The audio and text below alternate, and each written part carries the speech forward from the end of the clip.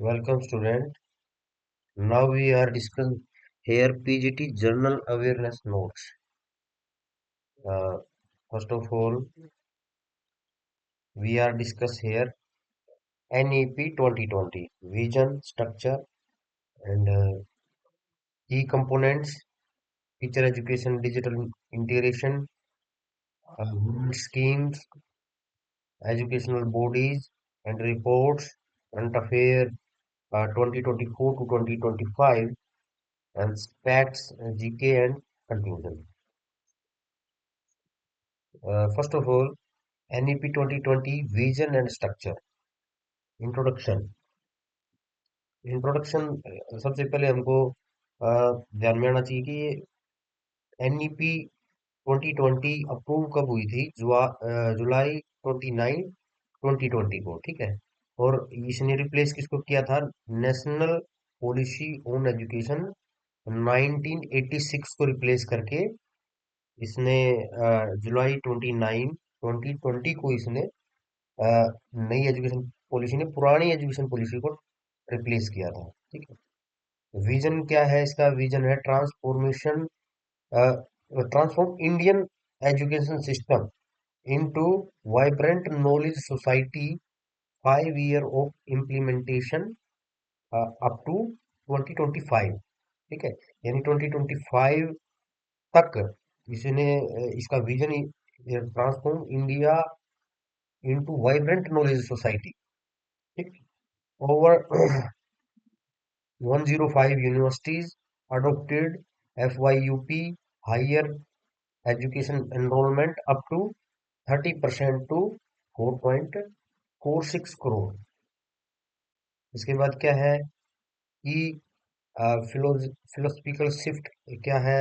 Rote learning, road learning से critical thinking पे जाना है। रोट लर्निंग रट्टाफिकेशन से हमको एनालिटिक थिंकिंग की तरफ जाना है, क्रिटिकल थिंकिंग की तरफ जाना है। रिजिड स्ट्रीम्स से ले से हमको मल्टी डिसिप्लिनरी स्टडी की तरफ जाना है। यानी रिजिड, यानी जो पहले सिलेबस चेंजेस नहीं होते थे, उससे हमको चीजें ट्रांसफर करके मल्टी डिसिप्लिनरी स्टडी की तरफ जाना है। मल्टी डिसिप्लिनरी का मतलब है आप मल्टी डायमेंशनल चीजों को एक साथ लेके चल सको। जैसे आप फिजिक्स पढ़ रहे हो तो आपको मैथमेटिक्स भी उतना ही आना चाहिए। मैथमेटिक्स के साथ यदि आपको अदर सब्जेक्ट में भी इंटरेस्ट है तो आप उसको भी साथ में लेके चल सको। यानी रिजिडिटी नहीं है। रिजिडिटी से हमको शिफ्ट करना है मल्टी डिसिप्लिनरी पे। जो भी आपका कुछ मन करता है साथ में आपके एजुकेशन के साथ में दूसरा सब्जेक्ट पढ़ने का भी, तो आप उस पे भी चेंज कर सकते हो। और फिर क्या है? One size fits all.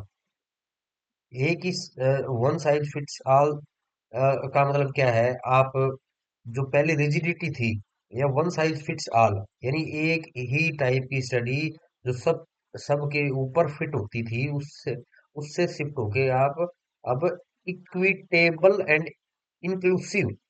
Equitable क्या होता है? इक्विटी से ये बना हुआ है। इक्विटी का मतलब क्या होता है? जो कमजोर स्टूडेंट है उसको एक्स्ट्रा एफर्ट डाल के उसको मेन स्ट्रीम लाइन में लेके आना, बाकी स्टूडेंट के कंपैरिजन में, है ना। और आप ऐसा नहीं है कि इंटेलिजेंट स्टूडेंट के अकॉर्डिंग ही आप अपनी पूरी क्लास को जज करके उसको पढ़ाओगे, है ना। और इंक्लूसिव, इंक्लूसिव का मतलब क्या है? सबको इंक्लूड करके चलोगे आप। और फिर इसका माइलस्टोन क्या है? 2025 तक multi disciplinary learning in schools college with flexible courses in art sciences और वोकेशनल स्किल्स। इन सब में, यानी यूनिवर्सिटीज में, कॉलेज में फ्लेक्सिबल कोर्स आएंगे, आर्ट में भी, साइंस में भी, और वोकेशनल स्किल्स में भी, है ना। और मल्टी डिसिप्लिनरी लर्निंग होगी। मल्टी डिसिप्लिनरी, मल्टीपल डिसिप्लिन्स, जैसे एक ये डिसिप्लिन है, आर्ट एक डिसिप्लिन है, साइंस एक डिसिप्लिन है, और ऐसे बहुत सारे डिसिप्लिन होते हैं। बायोलॉजिकल एक डिसिप्लिन है। यानी आप कुल मिलाकर आप एक ही स्ट्रीम के होके ना रह जाओ, इसीलिए आपको थोड़ा थोड़ा, या फिर आप स्पेसिफिक जाओगे तो स्पेसिफिक भी आप नॉलेज ले सकते हो, लेकिन थोड़ा थोड़ा तो आपको बाकी स्ट्रीम्स के बारे में भी नॉलेज हो जाए। इसीलिए हमारे माइलस्टोन 2025 तक हम चाह रहे हैं कि इसके थ्रू यूनिवर्सिटीज कॉलेज स्कूल्स में फ्लेक्सिबल कोर्स ऐसे डलें कि बच्चा लगभग लगभग सारी चीजों के बारे में जानता हो, पढ़ा हो। ऐसा नहीं है कि बिल्कुल बिल्कुल ही उसको उसके बारे में पता ना हो। फिर इसके बारे में अब स्ट्रक्चर क्या बनाया है, ये 5 + 3 + 3 + 4, इसको कैसे इसने टेबुलेटेड किया है। जैसे थ्री एज ग्रुप देखोगे तो आप 3 से 8 एज ग्रुप को इसने बोला है फंडा फाउंडेशनल स्टेज बोला है। पहले जो एज ग्रुप को इसने फाउंडेशनल स्टेज बोला है, जो कि 3 to 8 रहेगी। और जिसमें क्लासेस क्या होगी, आंगनवाड़ी, प्री स्कूल और क्लास 1 to। ठीक है। और फिर की फोकस क्या है, जो इस एज ग्रुप को इस क्लास में क्या क्या सिखाना है। प्ले बेस्ड लर्निंग है ना, खेल खेल में आपको सिखाना है। Activity based learning, focus on foundational literacy, numeracy. इसको इसको क्या बोलेंगे आप, एफ एल एन। ठीक है। फाउंडेशनल लिटरेसी और न्यूमरेसी, आपको बेसिक बेसिक अपनाना चाहिए। और कुछ आपको अ, शब्दों की या फिर आपको न्यूमेरिकल काउंटिंग की पहचान होनी चाहिए कि किस लेटर को क्या बोलते हैं, किस नंबर को क्या बोलते हैं, किस नंबर का क्या मीनिंग है। बेसिक काउंटिंग, ये सब सारा उसमें आता है। ठीक है। और जादुई पिटारा किट लॉन्च, ये जादुई पिटारा kit launch for 3 to 8 age के लिए है ना। ये जादुई पिटारा भी किसके अंदर आएगा, ये FLN के अंदर ही आएगा ना। और ये जो फाउंडेशनल है, ये फाउंडेशनल स्टेज किसको बोलेंगे, 3 to 5 एज तक है ना। ये आपकी स्टार्टिंग 3 साल से पहले बच्चे को एंट्री नहीं है सीखने के लिए, लेकिन 3 से 8 तक की एज ग्रुप को हम फाउंडेशनल बोलेंगे। ठीक है। अब इसके बाद है प्रिपेरेटरी स्टेज। ये स्टेज कहाँ से कहाँ तक चलेगी, 8 साल से लेके 11 साल तक। और इसमें क्लास कौन सी आएगी, यहाँ जैसे दो ये खत्म थी, तो यहाँ स्टार्टिंग तीसरी क्लास से लेके 5वीं क्लास तक है ना। इसमें फोकस किस पे किया जाएगा, इंटरेक्टिव क्लास लर्निंग में, है ना। Interactive class room learning, discovery based learning, basic concept development. इसमें आता है NCF FS इम्प्लीमेंटेड। इसमें NCF और FS इम्प्लीमेंटेड होगा। पहले में क्या था, FLN, दूसरे में है NCF FS। ठीक है। और मिडिल जो स्टेज है, मिडिल स्टेज का एज ग्रुप क्या रहेगा, 11 से 14 साल है ना।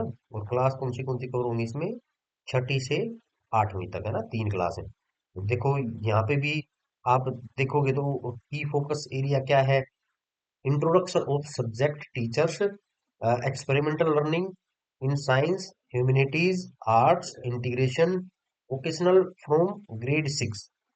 ठीक है। तो अपने को इसमें क्या ध्यान में आया है, मिडिल स्टेज में एज ग्रुप क्या होता है, 11 से 14 साल। क्लास आएगी इसमें छठी, 7वीं और 8वीं, यानी 3 क्लास है। इसमें भी 3 क्लास है, तीसरी, चौथी, 5वीं। और आप देखते हो, अब यहाँ आप देखोगे तो जो अपनी फाइनल राउंड है, यानी ये वाला फ्लोर है, इसका क्या है, इसको बोलेंगे हम सेकेंडरी। इसमें एज ग्रुप क्या आएगा, 14 साल से 18 साल तक। क्लास कौन सी है इसमें, 9वीं, 10वीं, 11वीं और 12वीं, यानी ये चार हो गया ना। तो ये कुल मिलाकर आपका 5 + 3 + 3 + 4। ठीक है। इसमें 3 क्लास ही है। इसमें 3 क्लास कैसे हुई भाई, आप, अ, जो इसमें आप FLN में पढ़ोगे ना, FLN में पहली जो ये फाइल है, फाइल भी फर्दर डिवाइड है 3 to 2 है ना। और ये जो 2 है, ये 2 हो गया 1 और 2, जो 2 पे चला जाएगा। और ये 3 क्या है, ये 3 है आंगनवाड़ी की या प्री स्कूल की। ठीक है। क्लास इसमें इस पहले फाइल में क्लास केवल दो ही आती हैं, फर्स्ट और 2। और उससे पहले जो 3 है वो प्री स्कूल है। ठीक है। जो अपनी आंगनवाड़ी है, आंगनवाड़ी के बाद प्री स्कूल है, प्री स्कूल के बाद या क्लास 1 2। ठीक है। अब हम सेकेंडरी में हम देखेंगे तो इसमें सेकेंडरी में फोकस किस पे रहेगा, multi disciplinary study, greater critical thinking, flexibility in subject choices, vocational education. इसमें जो है वो क्या एक कीवर्ड्स आएगा FYUP, with multiple exist in higher education. ठीक है, तो आप देख रहे हो कि फर्स्ट में आया है एफ, फर्स्ट जो स्टेज है फाउंडेशनल, उसमें की फोकस है FLN पे। सेकंड प्रिपरेटरी पे आया है NCF FS। मिडल पे आप देखते हो इसमें introduction of subject teacher experimental learning in science humanities art integration vocational grade from 6 class. ठीक है, और सेकेंडरी में आपका क्या आया है FYUP, with multiple exist in higher education.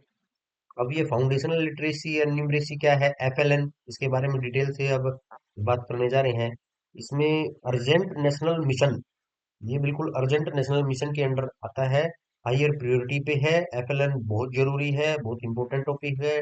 Target क्या है, all children achieve FLN by grade 6, by grade 5, 2025 तक सभी जो चिल्ड्रन है वो FLN को अचीव कर जाएं।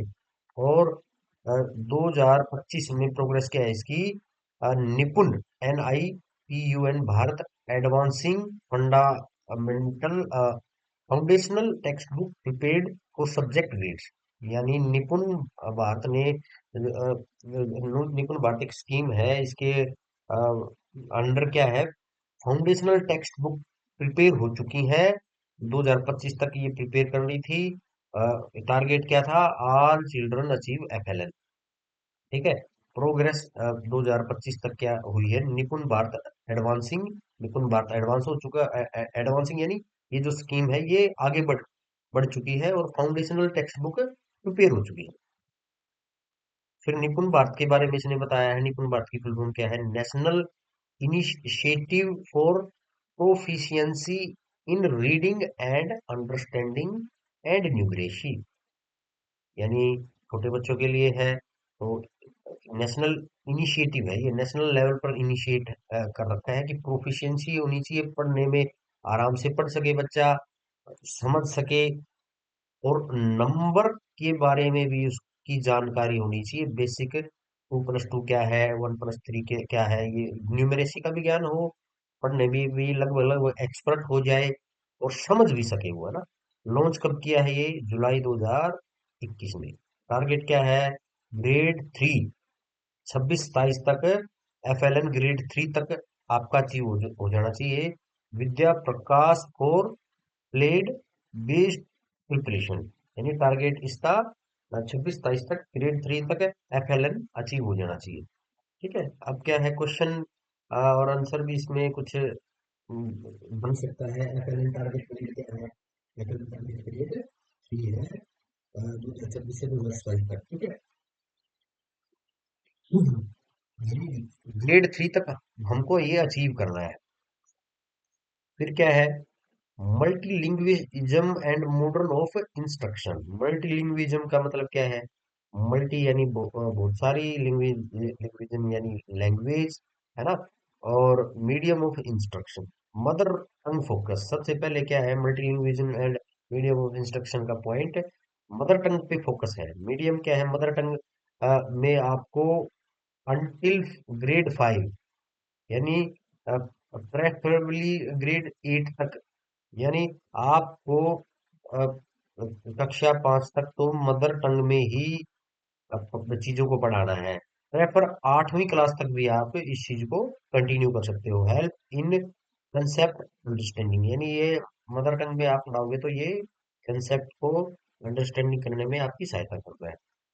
अपडेट क्या है 2025 तक, engineering medical courses in religion language, engineering medical courses in regional languages and JEE NEET in 13 languages. यानी 2025 तक इंजीनियरिंग मेडिकल कोर्सेज है ना रीजनल लैंग्वेजेस में कन्वर्ट कर दिए गए हैं, और जेई और नीट भी का भी पेपर है जो 13 लैंग्वेजेस में आता है। ठीक है, और थ्री लैंग्वेज फार्मूला, ये 3 लैंग्वेज फार्मूला क्या है, ये इम्प्लेम ये फ्लेक्सिबिलिटी को बढ़ाने के लिए, फ्लेक्सिबिलिटी को इम्पोज करने के लिए, इम्प्लांटेड करने के लिए इसको आ, आ, लगाया है ना। Learn three languages, at least to Indian language. इसमें थ्री लैंग्वेज में क्या है, कम से कम दो लैंग्वेज अपनी इंडियन लैंग्वेज होनी चाहिए ना। और एक आप इंग्लिश भी सीख सकते हो, फ्रेंच, जर्मन, ये भी एक फॉरेन लैंग्वेज भी डाल सकते हो ना। एक क्वेश्चन क्या बन सकता है इसमें, recommendation, recommended medium in earlier years. आपका शुरुआती सालों में आप कौन सा मीडियम रिकमेंडेड करते हो, मदर टंग और लोकल लैंग्वेज। ठीक है, मीडियम आपका मदर टंग का रहता है शुरुआती दौर पे, और लोकल लैंग्वेज पे ही फोकस होता है। फिर क्या कहना चाह रहा है, curriculum and pedagogy reforms, pedagogical shift, rote learning से कंपिटेंसी बेस्ड लर्निंग पे शिफ्ट हो गया। पहले जो रट्टाफिकेशन था वो कंपिटेंसी बेस्ड है अब आज के टाइम पे, है ना। यानी बच्चे को परेशानी नहीं है, बिल्कुल कंफर्टेबली बेस अपनी लर्निंग होनी चाहिए। ज्यादा जरूरत नहीं है रट्टे मारने की, ऐसा पेडालॉजिकली शिफ्ट हमारा होता जा रहा है। कंटेंट रिडक्शन, यानी जो पहले बहुत सारी भारी भारी बुक पढ़ते थे, अब उससे अ, हटकर हम शिफ्ट क्या कर रहे हैं, क्रिटिकल थिंकिंग पे। क्रिटिकल यानी एनालिटिकल, यानी कंसेप्ट के अंदर कंसेप्ट, या फिर कोई भी आप ये बोल सकते हो, कोई भी हम कंटेंट पढ़ रहे हैं तो उसका ऑब्जेक्टिव क्या है, उसका मोटिवेशन क्या है, क्यों हम पढ़ रहे हैं, क्या एप्लीकेशन है रियल लाइफ में, है ना। और क्रिटिकल थिंकिंग यानी उसको डीप तक जाके सोचना समझना, रोट लर्निंग से काम नहीं चलाना, है ना। फिर क्या है, vocational education from grade 6, coding, AI, health care, skill integrated, है ना। यानी वोकेशनल एजुकेशन है ना, वो छठी क्लास से अपनी स्टार्ट हो जानी चाहिए। कोडिंग भी सिखानी है, एआई भी सिखानी है, health care skills, small basic, जैसे अपन फर्स्ट एड वगैरह की जो स्किल्स है हेल्थ केयर में वो आती है ना, फर्स्ट लेवल पे। और 2025 तक क्या अचीव किया है, skill based education with industry internship. कहने का मतलब इंटर्नशिप जो हॉस्पिटलों में होती है, नर्सेज की होती है और सब सारी, इसको स्कूल लेवल पर जोड़ने की कोशिश की गई है ना। क्या कहना चाह रहा है, skill based education with industry internship, early childhood via anganwadi. ठीक है, तो अर्ली चाइल्डहुड वाया आंगनवाड़ी के through skill based education with industry internship, ये सब सारी अपनी एजुकेशन पॉलिसी में डली हुई है चीजें। फिर 21st सेंचुरी स्किल्स कौन सी है, भाई क्रिएटिविटी है आजकल ज्यादा है, कोलोब्रेशन से काम चलते हैं। पहले तो कोलोब्रेशन का मतलब आजकल आप देखते ही हो कि एक एक ही कोई भी यूट्यूबर है दूसरे के साथ कोलैबोरेट करके अपने सब्सक्राइब बढ़ा रहा है ना। ऐसे ही कुल मिलाकर आप देखते हो, कोई एक रिसर्चर है, दूसरा रिसर्चर है, R1 और R2 दोनों मिलके किसी एक प्रोजेक्ट पे काम करते हैं, उसको भी कोलैबोरेशन बोलते हैं, क्रिएटिविटी, है ना। आजकल तो सारा का जमाना एआई का है, तो क्रिएटिविटी है, टेम्पलेट मेकिंग है, या फिर कंटेंट क्रिएटिंग है, वीडियो एडिटिंग है, ये क्रिएटिविटी में आता है।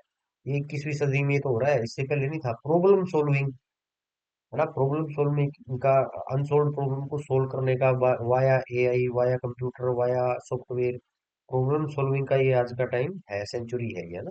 डिजिटल लिटरेसी, जो पढ़ाई है वो डिजिटल साक्षरता हमारी बढ़ती जा रही है। टेक ड्राइवन, जैसे आप देखते हो AI, virtual learning in classroom, ये आजकल आम बात है 21वीं सदी में, है ना। अब आप देखते हो आगे बढ़ के, असाइनमेंट रिफॉर्म, परख। ये परख क्या है, असाइनमेंट फिलोसफी, ये अब हम देखते हैं समेटिव से फॉर्मेटिव असेसमेंट की तरफ बढ़ रहे हैं। असेसमेंट रिफॉर्म्स, जो पहले हम असेसमेंट करने का मतलब क्या है, बच्चे को एक टाइप से जांचते थे, परखते थे। वो पहले समेटिव था, है ना। समेटिव से अब हम फॉर्मेटिव असेसमेंट पे आए हैं। टेस्ट हायर ऑर्डर स्किल्स, है ना। हम अब हायर ऑर्डर स्किल्स को भी टेस्ट करते हैं। Holistic development focus, project, presentation, higher pressure exam, ये कुल मिलाकर जो असेसमेंट है ना वो अपनी किस बेस पे होगी है अब, प्रोजेक्ट पे, presentation over higher pressure exams, इन सब सारी चीजों पे हम असेस कर रहे हैं बच्चे को, उसको जांच रहे हैं, परख रहे हैं। परख क्या है? परख क्यों जरूरी है? Parakh performance, P for performance, A for assessment, R for review, A for analysis of, and K for knowledge, and H for holistic development. H for holistic development. तो ये परख की बहुत बार एग्जाम में आपको फुल फॉर्म पूछेगा, और वो कई बार क्या होता है, इस रिव्यू का रिस्पॉन्स बना देगा, तो आप रिस्पॉन्स लगा दोगे तो ये पूरा का पूरा क्वेश्चन गलत हो जाएगा। या फिर होलिस्टिक की जगह हॉलीडे लगा देगा, या फिर कुछ भी, है ना, डेवलपमेंट की जगह कुछ और डिसएडवांटेज लिख देगा या कुछ भी लिख देगा।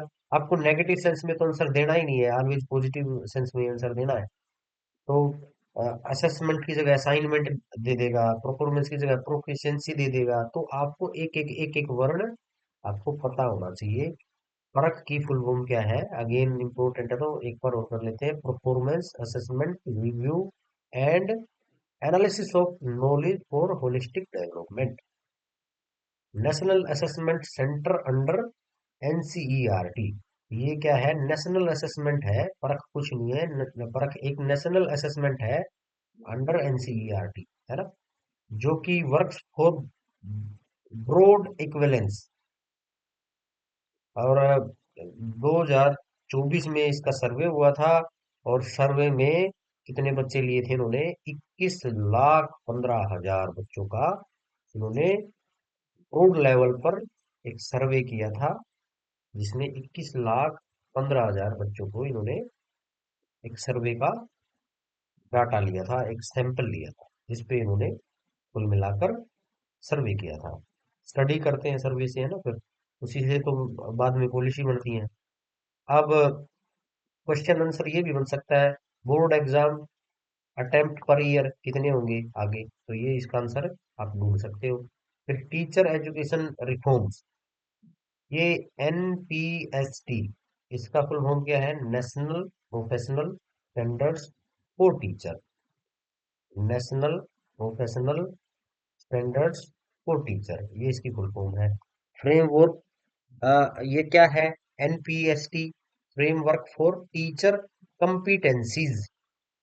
ये क्यों होता है? ताकि टीचरों का भी level of thinking, level of जो लेवल ऑफ क्रिटिकल थिंकिंग, ये सारी चीजों को ट्रेन करने के लिए, टीचर अच्छा आउटपुट दे सके, तो उसके लिए ये प्रोफेशनल कुछ ट्रेनिंग्स होती हैं, है ना। तो ये किसने डेवलप किया है? एनसीटी ने, एनसीईआरटी के साथ मिलके, है ना। एक ये निष्ठा ट्रेनिंग है, जो कि V1.0 से 3.0, निष्ठा belonging to the interval V1.0 से 3.0 फॉर इनोवेटिव पेडागोजी। निष्ठा एक ट्रेनिंग है जो कि 1 से 3 तक ग्रेड तक ये वैलिड है, फॉर इनोवेटिव पेडागोजी। मतलब पेडागोजी को एक इनोवेटिव फॉर्म में कन्वर्ट करने के लिए एक ये निष्ठा है।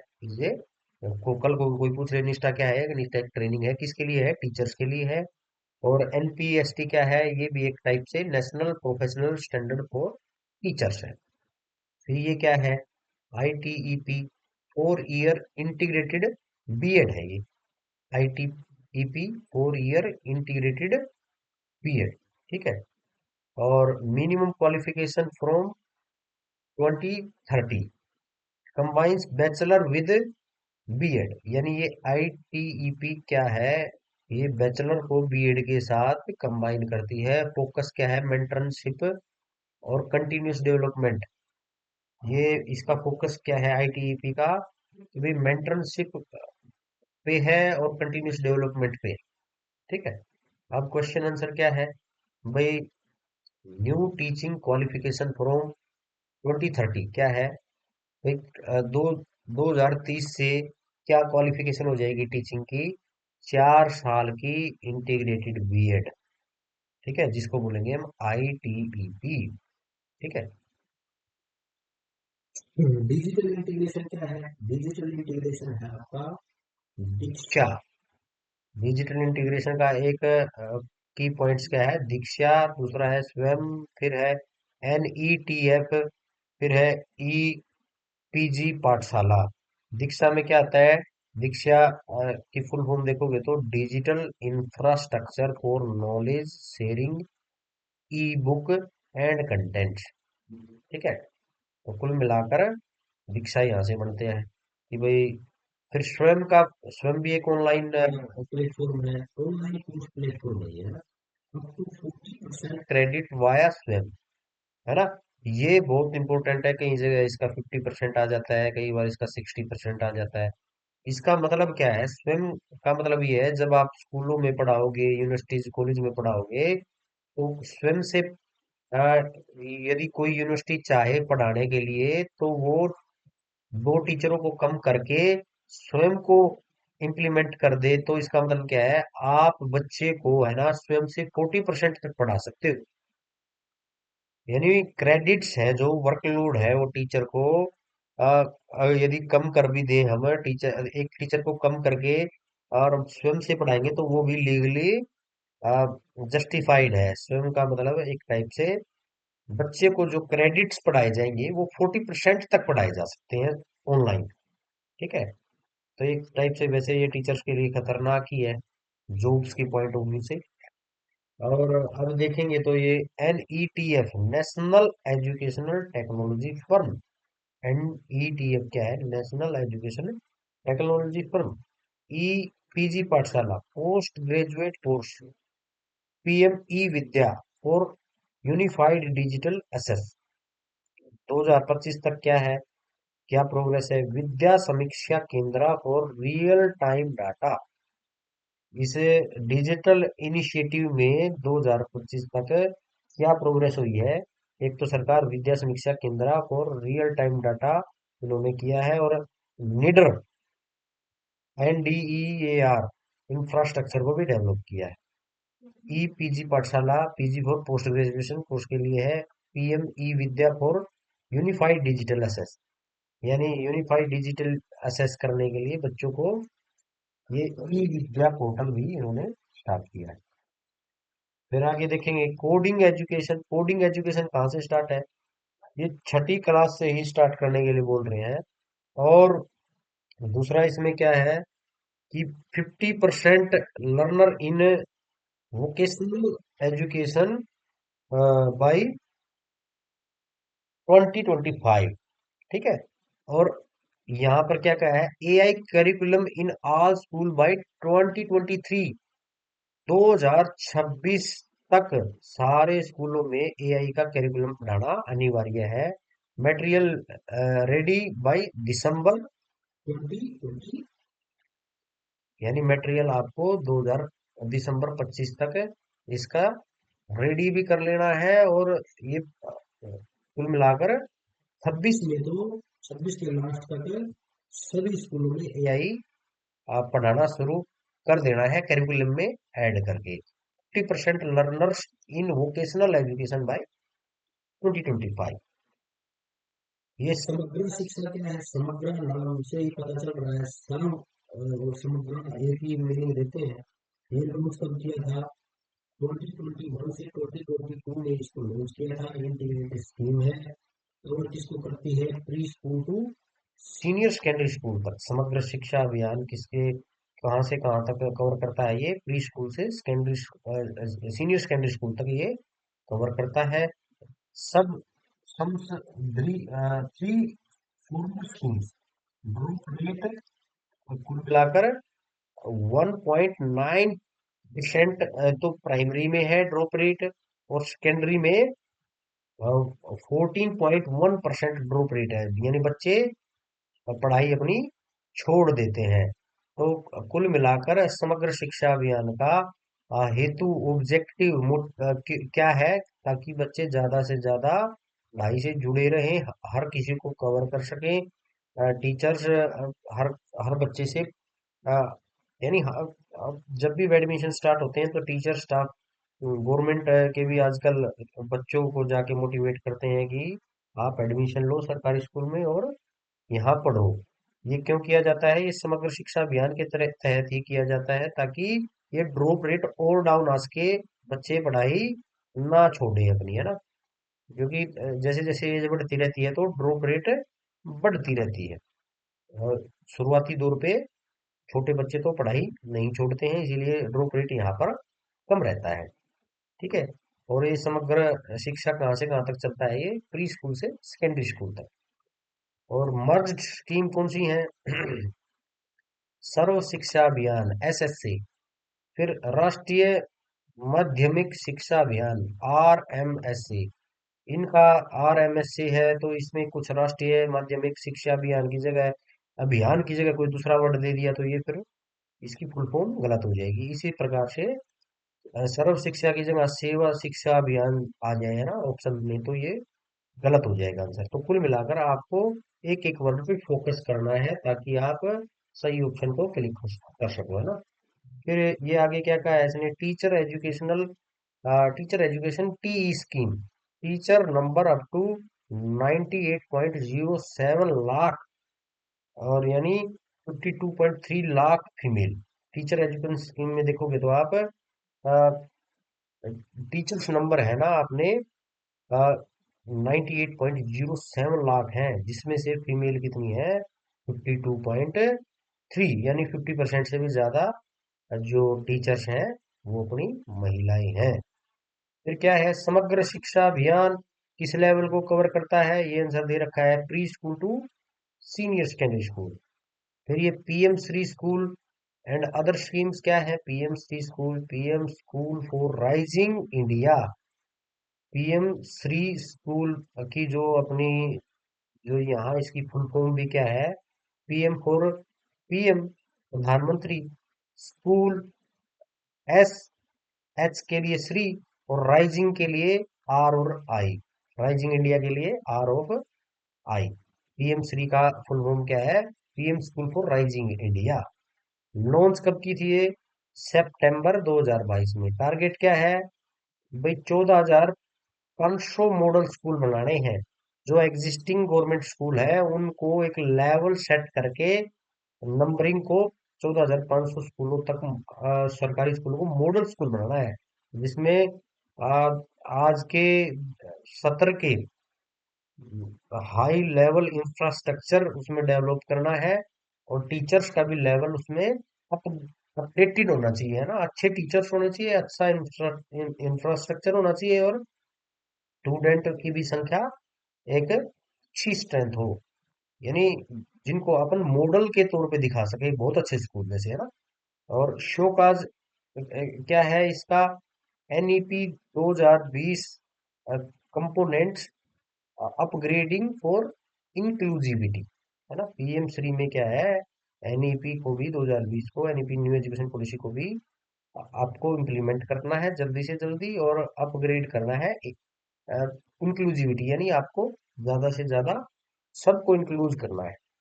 अदर की स्कीम क्या है? Mid day meal, mid day meal से अब आप शिफ्ट कहाँ हो रहे हैं?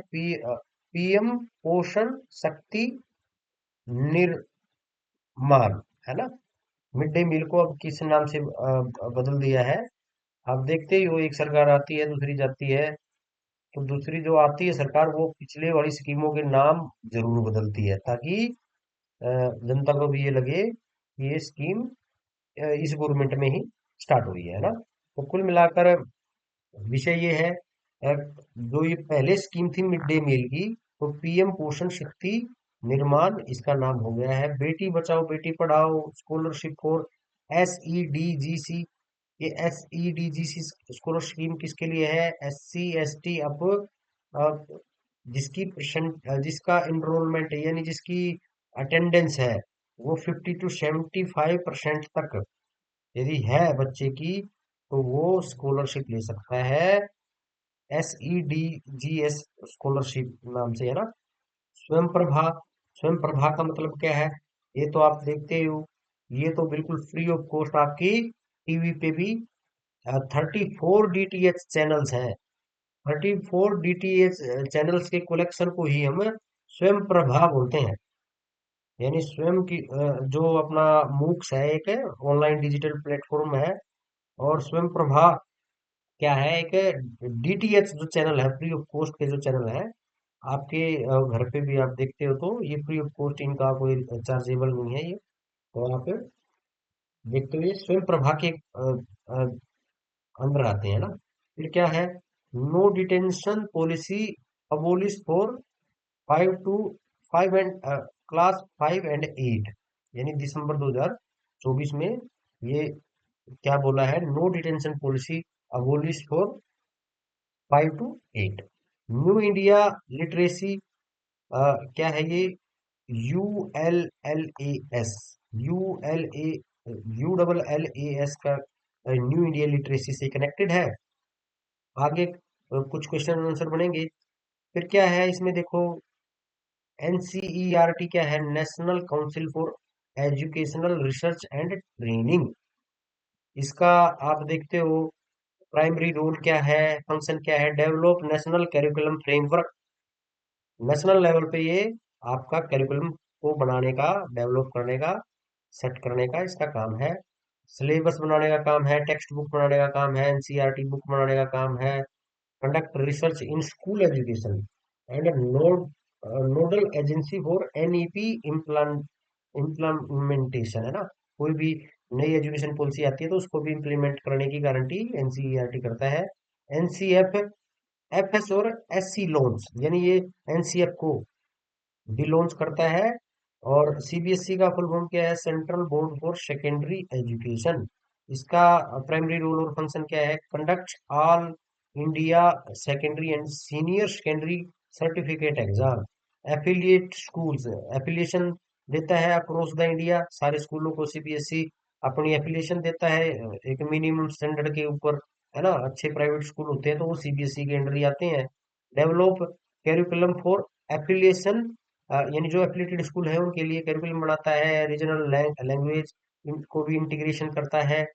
UGC क्या है, university grant commission provide recognisation to university, ये यूनिवर्सिटी को रिकॉग्नाइजेशन देता है।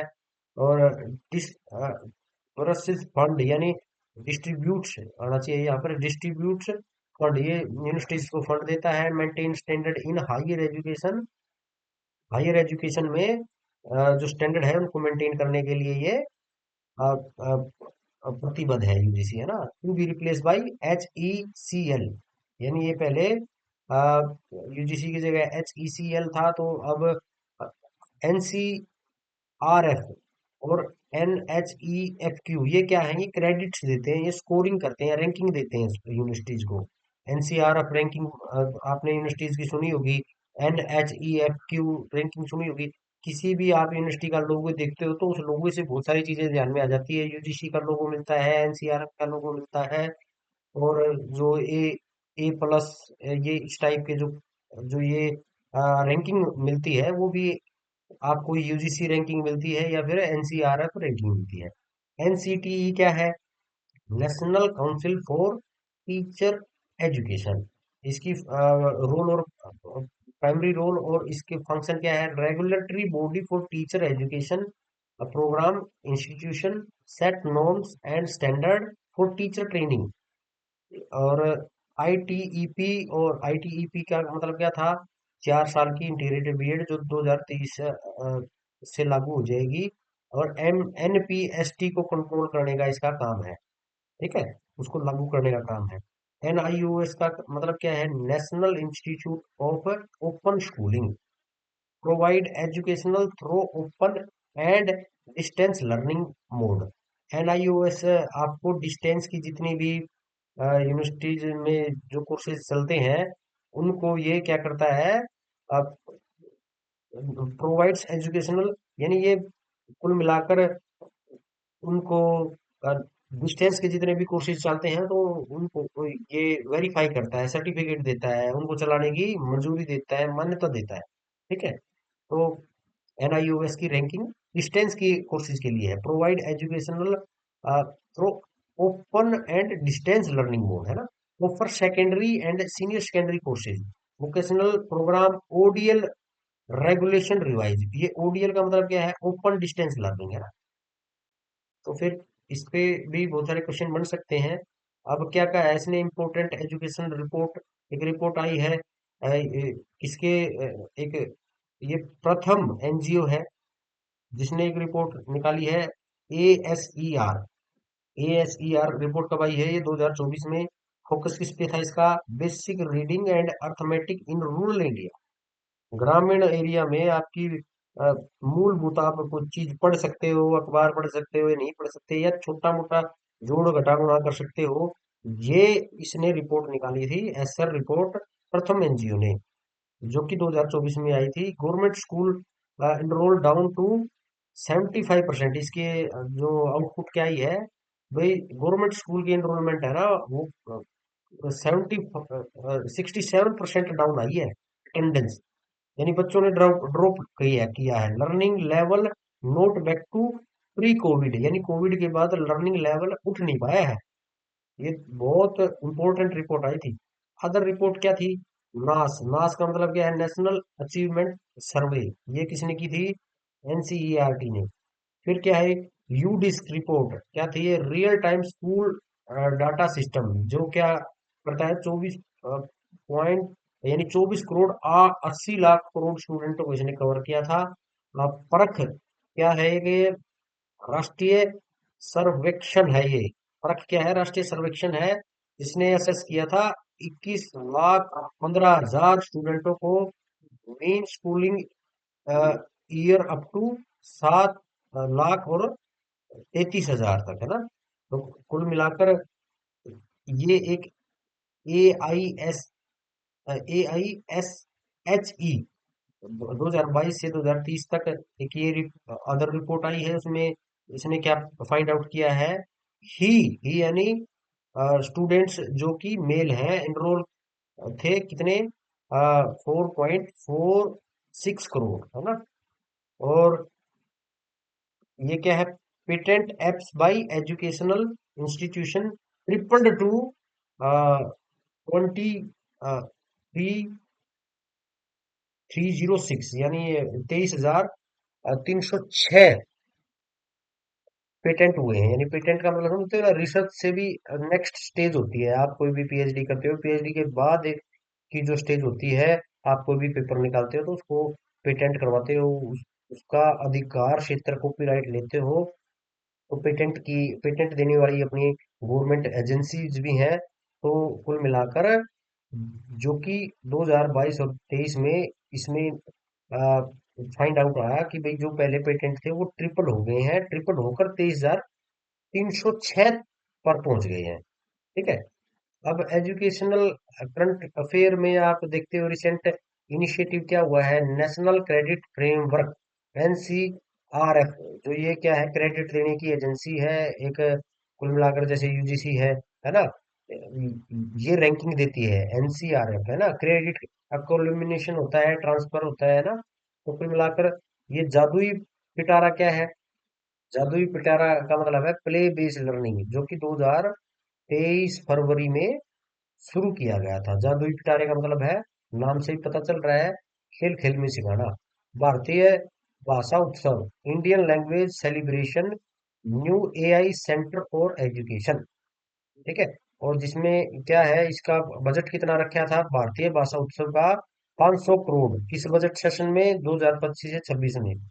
5 साल में कुल मिलाकर अगस्त 2025 तक एनईपी की अचीवमेंट को रिव्यू करने के लिए 500 करोड़ रुपए इसने अलॉट किए थे, है ना, इस भारतीय भाषा उत्सव में, है ना। इंडियन लैंग्वेज सेलिब्रेशन था इसमें, new AI centre for education, यानी एजुकेशन के लिए एआई सेंटर को भी इंस्टेब्लिश करना था इसमें, और एनईपी की अचीवमेंट को रिव्यू करना था कि भाई एनईपी ने क्या कमाल किए हैं, उसको प्राप्त करने के लिए अगस्त 2025 तक का 500 करोड़ रुपए इन्होंने अलॉट किए थे। करिकुलम अपडेट क्या है, एनसीएफ फॉर फाउंडेशनल स्टेज, यानी 2022 तक, है ना। NCF for foundation stage 2022, NCF for school education 2023, new text align with NCF SE इसका फुल क्या है? 5+3+3+4 rolled out by and by 2025। इसमें मैंने बताया ही था कि पहली 3 क्लास तो नर्सरी प्री नर्सरी होती है, एलकेजी यूकेजी जो भी है, फिर पहली हो दूसरी, फिर यहाँ से तीसरी, चौथी, पांचवी, यहाँ छठी, सातवीं, आठवीं, यहाँ नौवीं, 10वीं, 11वीं और 12वीं। ठीक है, तो कुल मिलाकर new text book align with NCERT full ये होगा। और नेशनल करंट अफेयर, अब G20 एजुकेशन फोकस था ना इसमें, आप देखोगे तो G20 एजुकेशन मिनिस्ट्री ने क्या विजन रखा था? Education and training for all. Priority क्या थी? Foundational literacy, digital technology, sustainability, India pushes student exchange and design innovation. Key achievement क्या थी G20 की? चंद्रयान 3, लूनर, जो की अचीवमेंट अब रिसेंट में जो है उन ये करंट अफेयर के अकॉर्डिंग आ जाएगा क्वेश्चन। चंद्रयान 3 हमने लॉन्च किया था। लूनार साउथ पोल लैंडिंग पे, यानी चांद के साउथ पोल पे हमने लोनार की लैंडिंग की थी। लोनार यानी एक वो क्या होता है? लोनार एक टाइप का रोबोटिक इंस्ट्रूमेंट होता है जो अपने कुल मिलाकर रॉकेट्स में अटैच होता है। रॉकेट्स वहाँ चांद पे पहुंचता है और चांद पे पहुंचने के बाद उसकी ऑर्बिट में ये डिफ्यूज हो जाता है। और लोनार कुल मिलाकर चांद के ऊपर साउथ पोल पे उतरने वाला अपना पहला इंडियन ये लोनार एक इक्विपमेंट था जिसने अपना डाटा बहुत दिनों तक इंडिया को वापस भी भेजा था। चंद्रयान 3 में ये गया था। वुमेन्स रिजर्वेशन बिल, यानी 33% सीट भारत रत्न कर्पूरी ये भी वुमेन रिजर्वेशन बिल कब इसमें क्या था? 30% सीट आई थी वुमेन के लिए, है ना। भारत रत्न को मिला था Karpoori Thakur, LK Advani. NEP 2025 IIT campus abroad, यानी NEP 2025 में क्या नई चीजें आई हैं? NEP 2025 की वजह से IIT कैंपसों को हमने विदेशों में भी खोल दिया। जंजीबार में, अबू धाबी में, है ना। Foreign university in India, NEP 2025 का कंसेप्ट क्या है? फॉरेन यूनिवर्सिटी को इंडिया में खुलाना, यानी फॉरेन जो भी बढ़िया बढ़िया बड़ी बड़ी इनकी टॉप रैंकिंग 50 टॉप यूनिवर्सिटीज हैं, उनके कैंपस इंडिया में खोलने के लिए जो बजट अलोकेट होंगे वो NEP 2025 तक ये इसने बोला है। साउथ, ये कैंपसों के नाम है, उन यूनिवर्सिटियों के नाम है ना। डेक्कन यूनिवर्सिटी है, साउथहैम्पटन यूनिवर्सिटी है। और फिर क्या है? G25 जो एजुकेशनल थीम क्या थी इसकी, ये ऊपर हमने कवर किया है। अब स्पेस मिशन क्या है अपने साइंस एंड टेक्नोलॉजी में? निसार, निसार यानी नासा और इसरा, इसरो का जोड़ निसार बन गया ना। अर्थ अर्थ को ऑब्जर्व करने के लिए ये जुलाई 2025 में इसको मिशन को हमने लॉन्च किया है। EOS-09 अर्थ ऑब्जर्वेशन सैटेलाइट, मई 2025 में। EOS का मतलब क्या है? Earth observation satellite. NVS-02 navigation satellite, जनवरी 2025 में। गगनयान TVD-2 ये क्रू एस्केप टेस्ट, ठीक है, 2025 में ही इसको लॉन्च किया। स्पेस मिशन अपने ये 4 स्पेस मिशन है। निसार, निसार यानी नासा इसरो, अर्थ को ऑब्जर्व करने के लिए। ईओस, अर्थ की ऑब्जर्वेशन सैटेलाइट से, मई 2025 में। NVS नेविगेशन सैटेलाइट, यानी सैटेलाइट का आपको नेविगेट करना है, लॉन्च करने हैं। Gaganyaan TVD-2 crew escape test, crew escape test का मतलब है लॉन्चिंग में जो भी टेस्ट होते हैं। एस्केप का मतलब है अपनी जो भी धरती है उसके वायुमंडल को छोड़ने के बारे में जितने टेस्ट होते हैं, यानी किस स्पीड से अपने को इस वायुमंडल को छोड़ना है। गगनयान TVD-2 इसके बारे में बात करता है। हेल्थ एंड टेक्नोलॉजी के बारे में क्या है? कोवैक्सीन, इंडिजीनियस कोविड वैक्सीन थी। AI इनिशिएटिव क्या है आजकल, क्या चल रहे हैं? Gemini, AI for all, AI in school by 2026, 2026 तक AI सारे स्कूलों में आ जाना चाहिए। ग्लोबल इनोवेशन इंडेक्स रैंक क्या है अपना? ग्लोबल इनोवेशन इंडेक्स टैक्स है, इंडेक्स रैंक अपना 39 है। 2024 में 39 रैंक पे थे अपन ग्लोबल इनोवेशन में, है ना। और इंडियन मेजर 2025 स्पेस मिशन क्या था, निसार, जो कि नासा और इसरो का था। कोर्ट अवार्ड क्या क्या आए हैं, अर्जुन अवार्ड किसको मिला है, मनु भाकर को मिला है शूटिंग में। अर्जुन अवार्ड मनु भाकर को शूटिंग में मिला है। और चेस में डी गुकेश को मिला है। खेल रत्न किसको मिला है, हॉकी में हरमनप्रीत को मिला है। और पैरा एथलेटिक्स में किसको मिला है, प्रवीण कुमार को मिला है। और 90 मीटर जैवलिन मार्क करने में नीरज चोपड़ा को 2025 में ये खेल रत्न मिला है ना। खेल रत्न हरमनप्रीत को मिला है, प्रवीण कुमार को मिला है, नीरज चोपड़ा को मिला है। ठीक है, तो ये ऑप्शंस में हो सकता है इसमें एक विराट कोहली को जोड़ दे, है ना। तो हो सकता है कोई भी ऑप्शन दे दे, बाकी भाई इनमें से किसको नहीं मिला, तो वो किसको नहीं मिला के लिए तो आपको जिन जिन को मिला है वो याद होनी चाहिए। फिर क्या है की अचीवमेंट, स्मृति मंदाना ने जनवरी 2025 में अपनी 10वीं ओडीआई सेंचुरी लगाई है। वर्ल्ड एथलेटिक चैंपियनशिप 2025 में हुई थी, जिसमें इंडिया ने मेडल को ट्रैक किया है और फील्ड पे, है ना। अब क्या है, खेल रत्न इन हॉकी के किसको मिला है, हरमनप्रीत को मिला। खेल हॉकी का हरमनप्रीत को। अब ये स्टैटिक जनरल नॉलेज क्या है, फाउंडेशनल राइट, फंडामेंटल राइट क्या है, आर्टिकल 12 से 35 के बीच में आते हैं अपने फंडामेंटल राइट। आर्टिकल 12 से 35। डीपीएसपी क्या है, डीपीएसपी कौन से आर्टिकल में है अपने, डीपीएसपी 36 से जिसमें है एक बाद में जुड़ी थी 42वीं संशोधन में। 42 में 42 सेकंड 42 सेकंड अमेंडमेंट जो किसमें हुआ था, 1976 में हुआ था। इसमें अपनी फंडामेंटल ड्यूटीज जुड़ी थी, पहले राइट राइट की बात होती। फर्स्ट इन इंडिया, पहला प्रेसिडेंट अपने doctor Rajendra Prasad. First prime minister Jawaharlal Nehru. First women PM Indira Gandhi. फिर आगे क्या है, amendment adding fundamental duties. Fundamental duties को कब ऐड किया था, अपने 42वें संविधान संशोधन जो कि अपना 1976 में हुआ था, उसमें अपने फंडामेंटल ड्यूटीज ने ऐड की थी। रिसेंट बुक क्या हुई है publish, the Indian way, the India way. ये किसने लिखी है, एस जयशंकर ने, है ना। एस जयशंकर कौन है, अपना विदेश मंत्री। इन इन नेशन टू प्रोटेक्ट, ये प्रियंका चतुर्वेदी ने लिखा है ना। और फिर प्रियंका चतुर्वेदी कौन है, ये अपने पहले कांग्रेस में लीडर होती थी, आजकल ये शिवसेना में है ना। और इम्पोर्टेंट डेज क्या है, national educational days.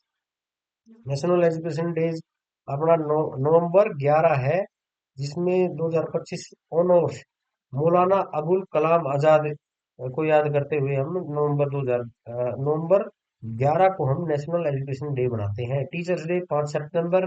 National sports day 29 अगस्त। क्वेश्चन है नेशनल एजुकेशन डे, अभी बताया नेशनल एजुकेशन डे 11 नवंबर।